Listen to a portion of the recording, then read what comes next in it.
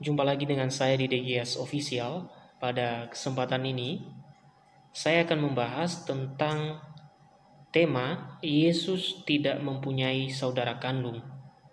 Mengapa saya membahas ini? Karena banyak orang yang menyampaikan pendapat bahwa Yesus mempunyai saudara kandung atau adik dari Bunda Maria.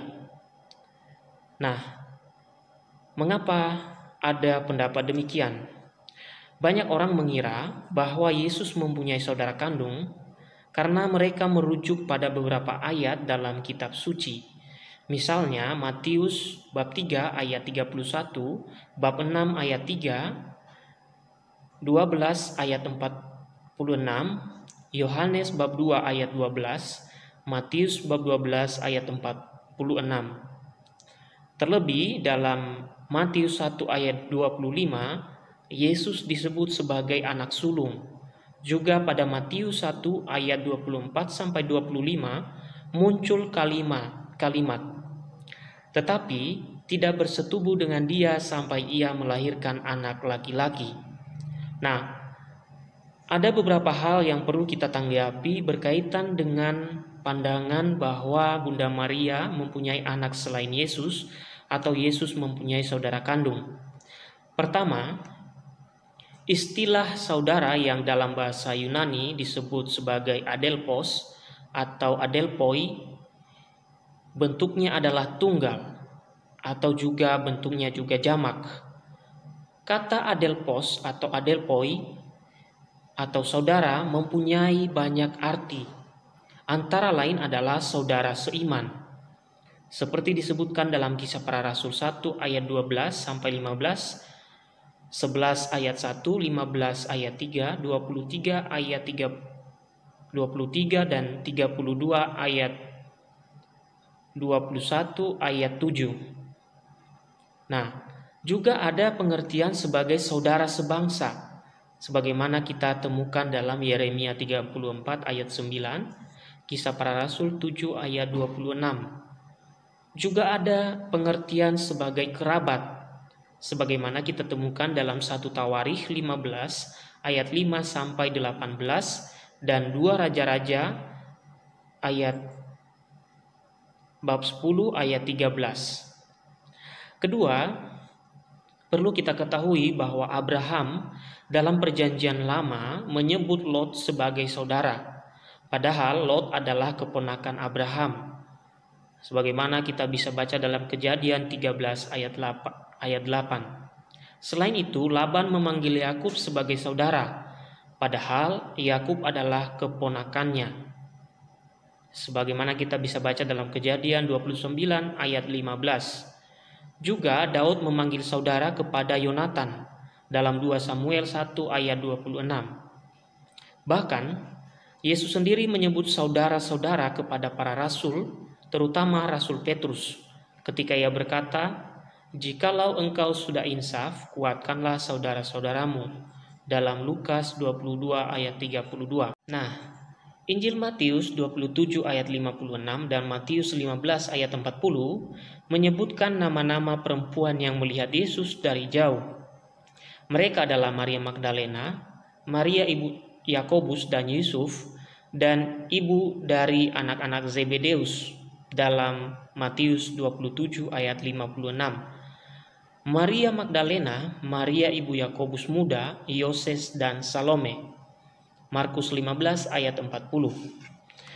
Dari ayat-ayat itu, kita bisa menyimpulkan bahwa ada beberapa Maria, antara lain Maria ibu Yesus, Maria ibu Yakobus, Yusuf, Simon dan Yudas dalam Yohanes 19 ayat 26 sampai 27, kemudian Maria saudara Lazarus dan Maria Magdalena. Dengan demikian jelas bahwa Maria ibu Yakobus dan Yusuf tidak sama dengan Maria ibu Yesus. Maria ibu Yakobus dan Yoses atau Yusuf disebut sebagai salah satu perempuan yang menyaksikan penyaliban Yesus dan ikut melihat kuburan Yesus yang kosong dalam Markus 16 ayat 1. Ketiga, kata saudara dalam kitab suci tidak selalu berarti saudara kandung. Meskipun kitab suci menyebutkan bahwa Yesus adalah anak sulung atau anak tunggal. Ia tidak memiliki saudara kandung, baik laki-laki maupun perempuan. Adapun kalimat yang menyebutkan saudara-saudara tidak pernah merujuk pada anak-anak Maria dan anak Yusuf. Keempat, dalam budaya Yahudi, tidak mungkin adik-adik bertindak tidak sopan terhadap kakaknya.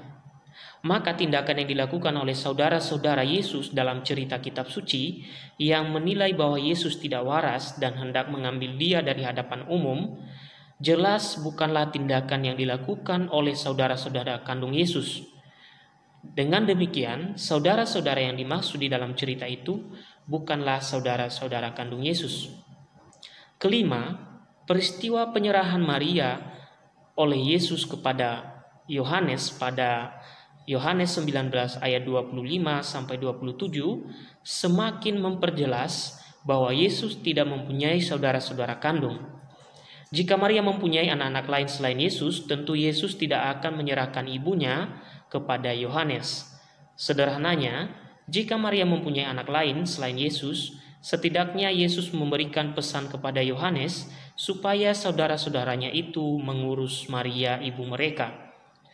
Kemudian yang keenam, frase kata anak sulung dalam Matius 1 ayat 25 merupakan istilah yuridis yang diberikan pada anak laki-laki pertama.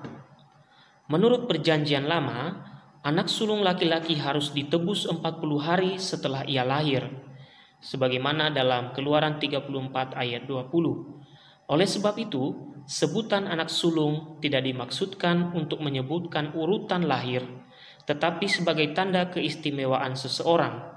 Sebagai contoh, dalam Mazmur 89 ayat 27, Daud disebut sebagai anak sulung, padahal dia merupakan anak yang ke-8, sebagaimana kita lihat dalam 1 Samuel 16. Dengan demikian, Yesus disebut sebagai anak sulung semata-mata untuk menekankan keistimewaan dan kedudukannya sebagai penyelamat dunia. Nah, itu adalah berbagai alasan atau juga jawaban kita kepada orang yang meyakini bahwa Yesus mempunyai adik-adik atau saudara-saudara dari anak dari Bunda Maria.